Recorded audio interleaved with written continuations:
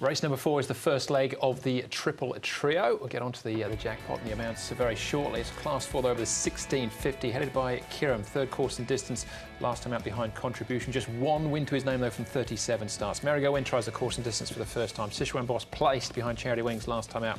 Fresh Power gets up to the 1650 here for the first time. Garrett of Gara course in distance, first time for him as well. Spinning Dancer and Sparkling Sword, third and fourth behind Mr. Cool last time out, all the way down to Mr. Witness, who may well find the front from barrier 4.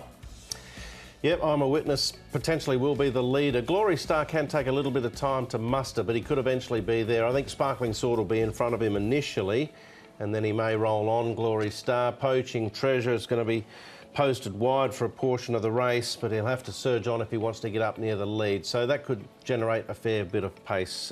Good, I thought was pretty close. Yeah, it sounds that way. And this horse will be really suited by the pace, which is Kiram.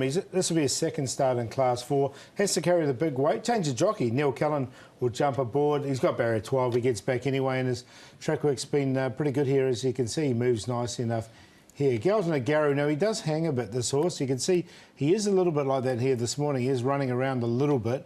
Just needs to get his manners ready. He's got the ability, this horse. You see him just shaking the reins at him, the riding boy, as well, just to keep him on his mind on the job. Just thought I'd show that. And the other one's Spinning Dancer. He's moving nicely enough here this morning as well, and no pressure on him. So he's doing it easy. All right, OK, that's the track work then for race number 4. TT jackpot 1.7, so an estimated dividend in the region of $4 million then for the triple trio if you're having a go. So have we got a banker in the first leg? Well, let's start off with Kiram and Poaching Treasure. This is with Kiram finishing third and Poaching a little bit further back. I don't like to talk generally too negative about Poaching Treasure when Umberto Rispoli is riding the horse, but I am going to sit on the fence with him. I might wait until he gets down to Class 5, which is potentially not that far away.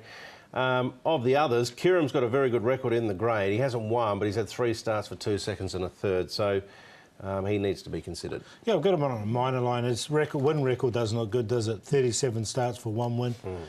But as you say, he's quite consistent on a place line in this grade. So I found a place for him there. All right, OK. What about Sichuan Boss? We're going back a few starts for him to find his win out wide here.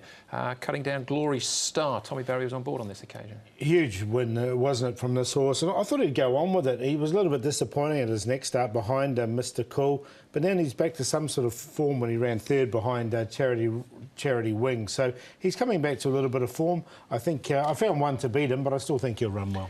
It was a good win on the day, or on the night. He's had a couple of ordinary gates since then, so they may have been some excuses, but I thought from barrier number 2 he should get every conceivable and be right in the finish. All right, OK, that is Sichuan Boss. Big chance for him. What of Merry-Go Win? He's our current favourite. Let's hear from trainer Paul O'Sullivan. Paul, Merry-Go Win. He's recently got down to Class 4. He's got a good draw. Do you go in confident with him on Wednesday night? Yeah, I think just given the fact that his form's been solid from wide gates and at times up in company, back down to what's going to be a favourable draw, he should get the right run on the race. I think it'd be very competitive.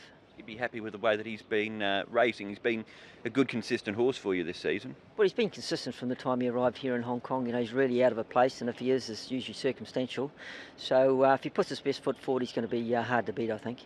He had a barrier trial recently. Was it the plan for him just to have an easy trial that morning? Yeah, he had a nice sort of go-back, stay-back trial. He did have a little time between races, but he's quite lightly framed, even though he's a tall horse, and I think he'll strip pretty fit. And what about the 1650 for him here? 1650 would be no problem. I think that's he's experienced around the valley, and 1650 or 1400 here, I think it's ideal for him. Yeah, it's the first try of the 1650. We've talked about it a number of times that looks like it's going to be the ideal trip for him. Yeah, when he was running 1200 at the Valley, we were sort of thinking maybe 1650 or 1400 at Sha Tin. He's had a few goes now, 1400 Sha Tin, back to the Valley. Drawn 12, 12, 14 his last 3 starts. Drawn 1 here. Up to 1650, Zach Purton aboard. There's a lot of positives here. I think he's one of the best bets of the night. All right, so case closed? Yep, case closed with him. He's on top to beat Sichuan Boss. A little bit inconsistent, but did come back to form last start.